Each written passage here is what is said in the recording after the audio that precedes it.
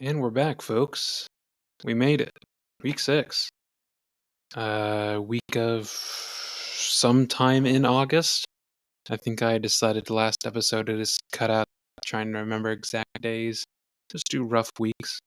Figure that's going to be fine for myself and for most everyone else. Uh, if the audio sounds either better or worse, let me know. Switch to a new mic setup. Trying something different. Hopefully trying to make this as for lack of a better word, smooth as possible.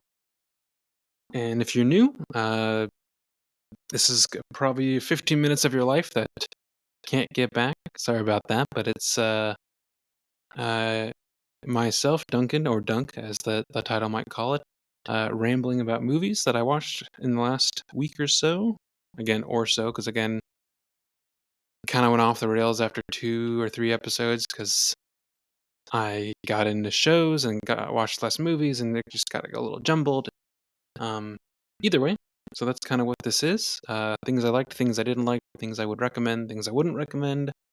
Maybe if you'll have suggestions or things like that.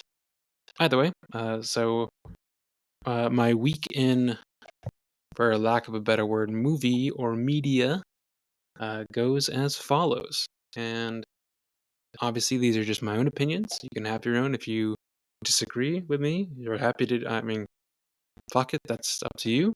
If you agree, that's great. Maybe we can be best buds. But with that in mind, I started the week by rewatching Sherlock Holmes, the one from 2009.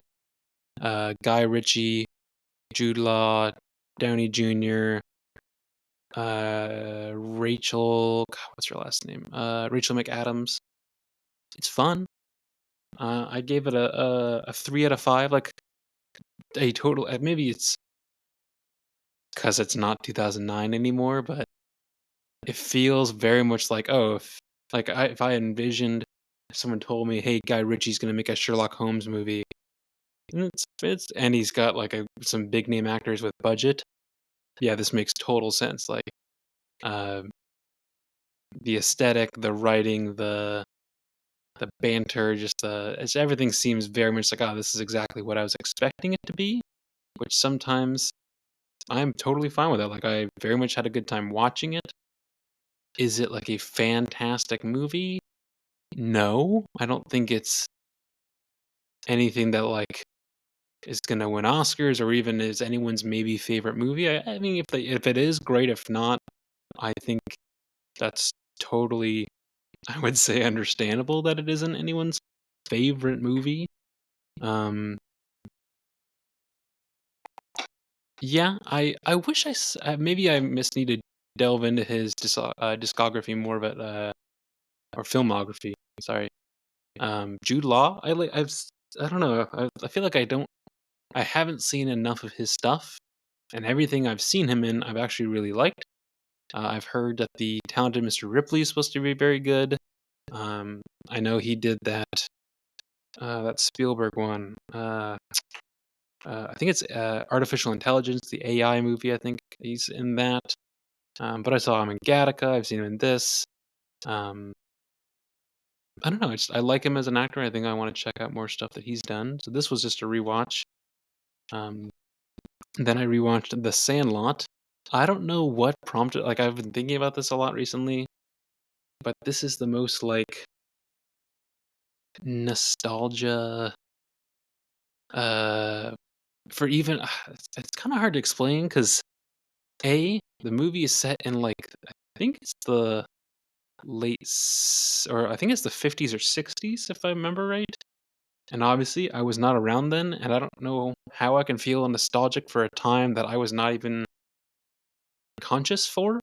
But like the very classic like idea of what the American dream was as a kid, of like hanging out with your buddies in the cul-de-sac and like getting into hijinks and like crushing after the way older like lifeguard girl that clearly you have no business being with, playing baseball, the firework, like the 4th of July stuff. That whole scene when I don't know, it's wholesome, it's fun. The idea that like they have what this demon dog that lives next door is, but it's really just a big dog. All the like contraptions, like it kind of gave Goonie vibes a little bit. Uh, Maybe it's because I have a certain amount of affinity to baseball growing up, throwing, playing catch and playing little league t-ball, all that kind of stuff. But I don't know, it was a very much a fun rewatch. I gave it 3.5 out of 5. I don't know why. To be honest, I mean, I think maybe just for the nostalgia vibes, I would rate it higher than Sherlock Holmes. Even though if you look at it, I think maybe Sherlock Holmes is maybe better shot, but I feel like the story and everything is maybe more interesting in the Sandlot. I don't know. I don't know what I'm saying anymore. I'm maybe just blowing smoke. But yeah, this has become maybe this was a week of a lot of rewatching. Uh, I did break up that kind of stuff with something new. I watched The Terminal. I didn't even know this was a Spielberg movie. Netflix has, I don't know why, they just keep hammering and hammering with this recommendation of you should watch this movie based on what you watch. Because I try to make ratings and stuff so things can be a little bit more tailored to me so I don't get really bad recommendations, either from real people or from an algorithm. Uh, yeah, this was really good. I mean, I think I would give it somewhere between like a 3.5 to 4. Uh, if you don't know the story, a guy gets stuck in an airport because as he's flying to America, his country has a civil war. Uh, this is a whole thing where basically, yeah, he can't leave the airport. He's not a quote unquote citizen of anywhere. The first half was super, and I sad not for like for lack of a better word, like movie reasons. Like it felt sad because it was like, oh, this could realistically it might have happened to people. Like it maybe it just sheds light on something that I just never really gave any thought to. But um, yeah, granted, of course, it did the classic movie thing of very uplifting end, changing its course by the end. So it was again, I very much enjoyed it, but surprising a lot of people in this that a I didn't know were in it, but b like little like the main guy from Andor is a character in this. Uh, what's the absolute babe from the old quote unquote Zorro movies, Catherine Zeta-Jones. And this is the point where she still looks really good. I think this is 90s, maybe 2000s. I think it's early 2000s. Yeah, it's 2004. Uh, she's in this. She's like the quote unquote sort of love interest. Sort of. It's kind of. I like that the whole story is not just focused on him trying to get with this flight attendant. Um, who else? I feel like I mean, Stanley Tucci is great in it. One second. One of those now I need to know kind of things. Who else is in it? Because it's gonna bug me.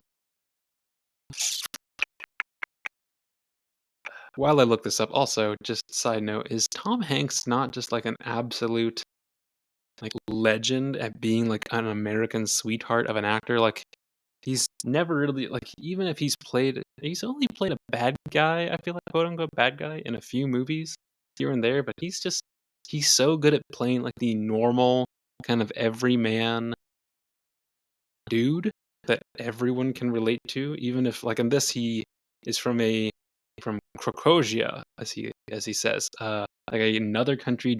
At the beginning of the movie, he doesn't speak any English, and he's still so. Again, I guess it's just his acting skill, but he's very relatable. Diego Luna is like a by the way.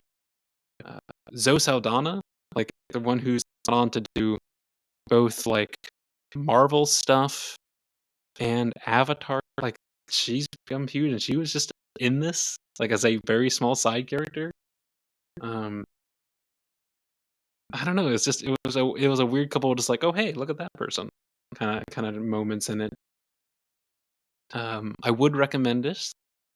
It's it's a little slow paced, but I think purposefully slow because again, he's just him in this airport and him almost having to try to figure out how to live.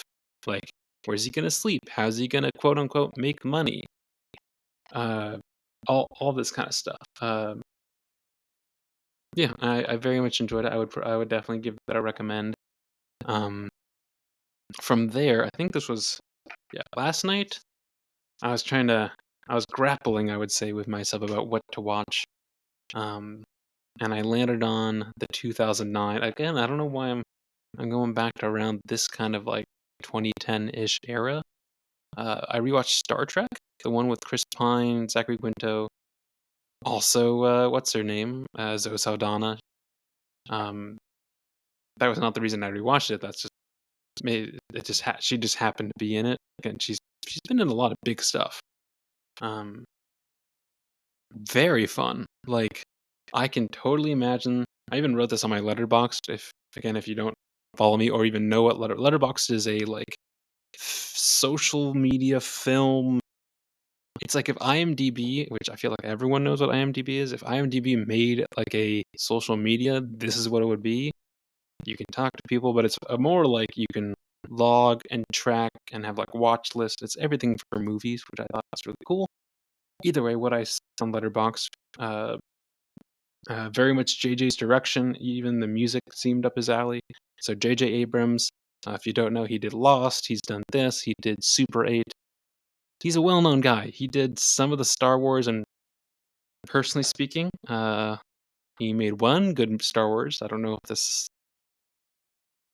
Yeah, I don't know. I'm glad for any content to a certain degree I like because it's more of the characters that I love. If they get butchered or not, that's another story. But either way, I like him as a director. Excuse me. Um, but he has very like I don't know how to explain it, but his like there's a certain amount of lens flare. There's a certain amount of like grandiose, which I feel like Star Trek needs grandiose. Which again, if I can imagine seeing this in a theater with like good sound in 2009, like seeing the USS Enterprise like rising through this like asteroidy dust, like it was pretty freaking cool. Um, and I'm actually really glad they made this because otherwise, I mean, I was much more of a Star Wars kid, but I was never really like a Star Trek person. And if you look at everything else like, that IP has made, everything's pretty corny and like not, uh, it's, it didn't have the oomph personally, I found, compared to something like Star Wars, which is, I know that's what everyone compares it to if it's a Trekkie or if you're a Lucas fan, but I'm glad they made this because this felt like it actually became a serious contender. Like they made more movies after this. Like it's not like dying off a thing that was like made in the 60s or 70s or whatever. Uh, doesn't really matter. Like it's actually still relevant. They're making new shows. They're making uh, animated stuff. So I don't know if they're making more movies. I know that's kind of been up to debate. I kind of try to Google around and look around, but it seems like a TBD thing. I feel like all the people who were involved are doing other things. Um, so we'll see. But this was the first one. I'll probably get around. I think I added the second, which is Star Trek Into Darkness, with Khan, which maybe I think I need to rewatch it, but I feel like it wasn't good. But I got to rewatch it. And then the third one, which was Star Trek Beyond. I don't remember much about, to be perfectly honest. Um, I added them to my watch list. I'm going to watch them. It might be soon. It might not. I'm. I need to get back to watching new stuff. Again, I'm looking backwards at my week in between Star Trek, Sherlock Holmes, and The Sandlot. All of these are rewatches. Granted, I mean, all three of these I can't remember the last time I actually sat down and watched them. So it's been a bit. Not that that's any kind of justification, but either way, I'm going to try to see if I can find some new stuff between all my different watch lists on streaming or not, or pirating, or whatever it may be, to watch this coming week. with that being said, that's what I watched movie-wise. If you have recommendations, obviously, please share. Again, if you take a look at my letterbox, which I'm at Duncan 8 Donuts, I've watched a good amount of movies. I think I'm at, oh god. Again, this was not supposed to be a brag thing. This was mostly try to be like a so people know where I'm coming from. Boy. Not that numbers really matter, but I'm at about 1,600 films total. Again, over the course of my life that I can consciously remember details from them, because maybe there's some that I watched that I don't remember. I don't count those. I've seen 182 so far this year. No, I don't think I'm gonna hit 365 or anything, but like I'm trying to keep a good pace about them. Either way, I'm saying I've seen a lot, but there's a lot that I haven't seen. That was kind of the point that I was trying to get to. So don't be afraid. But if you're going to give me a recommendation, you have to give me a way to watch it. If you say, "Oh, watch this," it's not streamable, it's not even rentable, like it's just like this obscure thing. What's the fucking point? Just say it. Um, yeah. Uh, I am. I know this is really why you came to this podcast, since I've been talking about it now for, I think this is week 3 or 4 of talking about it, but I am so close to finishing Dexter. The first couple seasons, immaculate, fire, very good, all the buzzwords. The last couple seasons, holy shit, what a downgrade. The writing, you can totally tell that people are either phoning it in or they are running out of things to do stories about that are actually interesting. But all the stuff with his sister, like, I would say this is a spoiler, but like the show's been out for a while, folks. So if you haven't gotten to it yet, I don't want to be the bearer of bad news, but I'm gonna probably spoil some shit. His not biological sister, Deborah, who is a train wreck, and I can't stand her, and none of her like problems that she's constantly crying and like being emotional about. And again, I'm not trying to say I'm not empathetic or emotional by myself, but like she's so annoying. And her problems, I don't give a shit about. The show is not about her. And it's only become worse and worse over the season. On the last like season or so, where she's like, "Oh, I actually might be in love with Dexter, even though he's my brother, not by birth. He's adopted." And then she finds out he's a serial killer, and it's ugh. Granted, I don't think there's any way that could be the perfect way to go about this, but it's not. It's not great. I think I've got 4 episodes to go. I'm trying to power through it. I know multiple people, like roommates, friends, have told me that the new series that they came out with, I think this was either last year or the year before, where they took like a 10-year hiatus, and then it's him. Dexter is back. Dexter New Blood, I think is what it's called, or something like that. Or he's no longer in Florida, like he's fled to Wisconsin or something like that. I don't know. Supposedly that's actually pretty good. So that's the light at the end of the tunnel for me. I might take a break though before watching that. I think it's on Hulu or HBO Max or something like that. Because I just feel like I'm just burning so much of my time watching Dexter that I could be doing other things, or even if not, even if it's not doing other things, if it's watching different media like a movie or something else that I could actually either talk to you folks about or talk to other people or have like expand my storytelling knowledge, if that makes any kind of sense. Um, I don't know if this is interesting or not, but like I could also be doing other things non-movie centric. I mean, I'm into scuba. I'm trying to get back into that a little bit more consistently now that I have access to free air fills. If you're a diver, you know what I'm talking about. Um, I've got a pottery wheel set up at the house, and I haven't even used it yet. I literally on my like I have a notebook where I write down like daily tasks that I have to get done. That way I can kind of keep myself on track. And I write throw clay for 30 minutes on it every day, and I still haven't gotten to it. So, yes, maybe the end of Dexter sorry, that was kind of a bit of a ramble, but maybe the end of Dexter might be a good thing. That way I can set some time aside to do other things with my life, see friends, family, all that kind of stuff. That sounds like such a dumb thing to like hold me back from doing or like experiencing life, but like I think it's just like an OCD thing where I can't stop something that I need to finish watching it. Like it's going to really bug me if I get to, season 8 and then like, "Oh, we're taking it off Netflix or whatever, so you'll never know." Like it's just even if it's not good, I need to be done with it. Yeah, that's that ramble. 20 minutes, that's perfectly fine. I try to aim these to be around 15, 20. I feel like for especially just a quick week update on what I watched, these don't need to be crazy, crazy long. I know the first one was a little longer, but I was kind of finding my footing, and at that week, I think I'd watched a ton of movies. So I think I'm trying to kind of settle out to something a little bit shorter. Either way, if you found this interesting, obviously subscribe on Spotify. That's where I'm posting this stuff. I did, as of I think yesterday evening, make a Instagram that I'll probably post updates on there about when I'm posting episodes or when I'm recording and what I'm recording about, or if there's recommendations. Maybe I'll put a poll on there on things or what I should watch that week or shouldn't watch.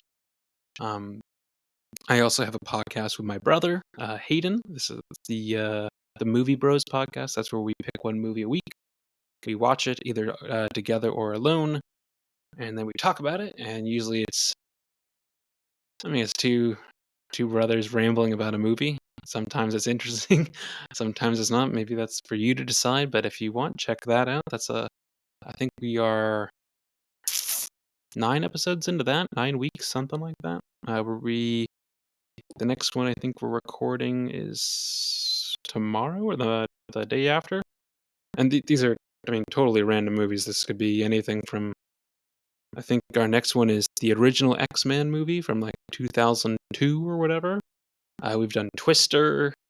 We're All Going to the World's Fair, like a shitty, not to spoil it, but a shitty, almost like student film. Like we're kind of trying to bounce all over the place to hit a lot of different stuff. Um, I think that's all the plugs and things like that I can think of, but I hope everyone has a good week. Watch something, even if it's a show, if it's a movie. I would try, I know it's a hard attention span thing to break, but try not to just watch Instagram reels or TikTok videos. And share it. If that's with me, if that's with your friend, I think the quote unquote industry of film needs more passion to it. And the only people that can come from is from you and I. So things to think about. Otherwise, this was Dunk's Movie Corner. This was week, could I say 6? I think it's 6 or 5. I don't fucking know. Either way, thanks for listening. I'll see you next time.